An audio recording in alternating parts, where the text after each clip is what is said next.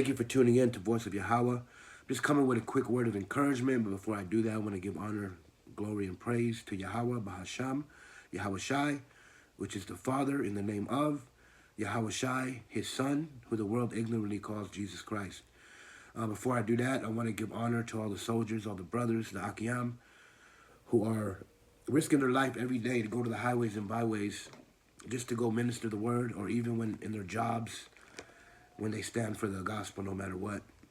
And double honors to all the leaders and elders who lead in integrity and stay in the spirit, just so they can deliver what the spirit is saying. So we're just going to go on real quick to the lesson. We're going to start off in Matthew chapter 7, and it's just going to be from 24 to 27, right? So, I'm sorry, Matthew 7, verse 24 to 27. And basically, it's called "Don't Build Your House on the Sand," right? And the reason why I believe he has me bringing this out is because, just like you've seen Brother Shaquat's message, if you haven't, go back and see the new message he put up. He's sick, neck hurts. I woke up with a cough. My body's weak. But we was talking and fellowshipping this morning, and I was just letting him know that, you know, the best time to give God glory is a sacrificial praise, when you don't feel like it, but the fruit of your lips still does that, right? And it says that he is pleased in that. So, real quick, I'm just going to read through this and just give a quick word of encouragement that no matter how you're feeling right now, whether you're dealing with infirmity, you're dealing with brokenheartedness, whatever it may be, right? Just make sure that your house is built on the rock and not on the sand. So 24:7, Matthew 7, starting from verse 24. Therefore, whosoever heareth these sayings of mine and doeth them. So it's not only hearing, it's not only Shammai, right? Because when you do a study on the Shammai, not only does it mean to hear or to listen, but it means to hear, listen, and obey. So this is reiterating the Shammai. This is Yahushua speaking. The words are in red. So it says, therefore, whosoever heareth these sayings of mine. So those of you who hear, but not only hear, but also do them, right? That I will liken them. I will compare you to unto a wise man, which built his house upon a rock. So when you hear and you obey, he likens you unto a wise man that builds his foundation upon a rock and not sand. Now watch 25. And the rain descended, and the floods came, and the winds blew, and beat upon that house, and it fell not, for it was founded upon a rock.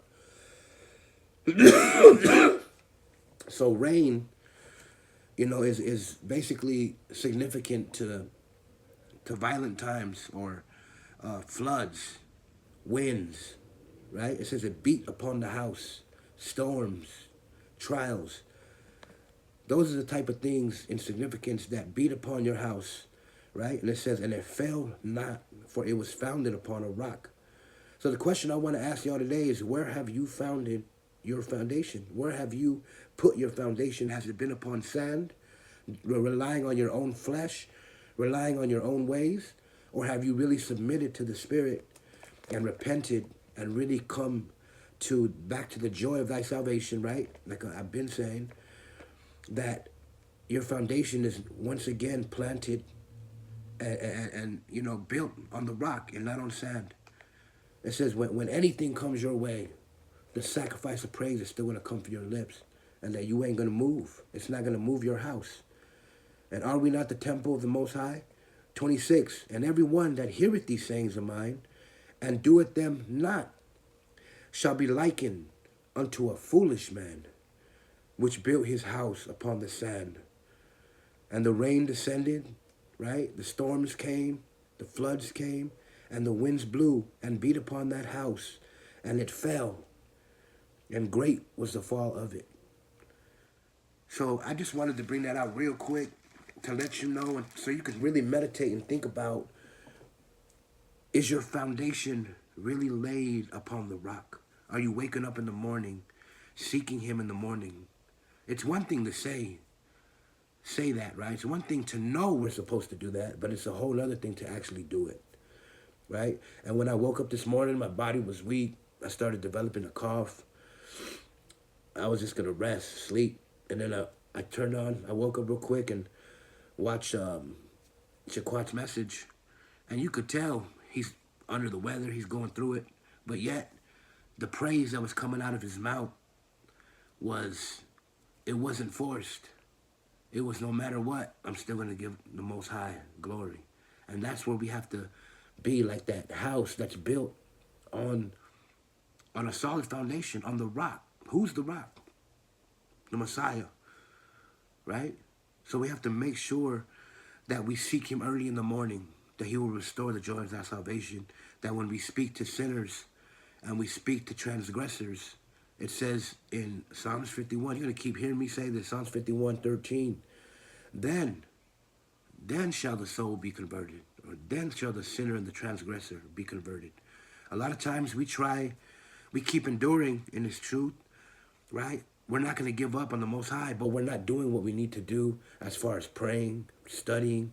So we're just enduring. It feels like we're just, we're just fighting through, right?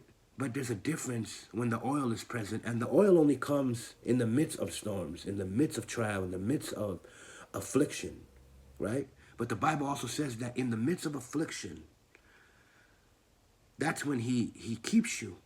And it says that when you understand what it's like to be in affliction, that you are able to bring healing to those who are also afflicted, right? So I just want to encourage everybody, no matter what you're going through, you might want to just meditate and think about, are you really waking up in the morning and seeking him early, making him the beginning of your day? Because if your answer is not no, are you really building your foundation upon the rock? Or are you building your foundation on the sand? It's one thing to know who he is. It's another thing to actually feel who he is in the midst of that affliction. Because if we're depending on the flesh and we're just getting by, but not doing what we need to do, it's going to feel like a struggle. It's going to feel like, where are you? Where are you, God? Right? But when you're praying, when you're seeking him, when you're doing messages, and shout out to Brother Oryou from HOI Vegas. He's always putting messages out. And I always wondered why, right? And how is he doing that so much, right? Because I'm noticing as I do this, and I know Shaquat feels the same way, as we do this message not only for y'all. These messages that we bring out is for us first. That we're encouraged. That in the morning, we're putting him first and making him the beginning of our day before we set our hands to anything else. See, in times past, we wake up and we start getting caught up in everything else but seeking him. Yahushua himself said that he prayed early in the morning. Why? Because it was a place of solitude where him and the Most High can just commune. And the rest of his day can be led by the oil. The oil comes with a price. The oil comes with a price. And if you're not paying that price, you got to really, really think about if your foundation is really set on sand or upon the rock. Be encouraged. Shalom.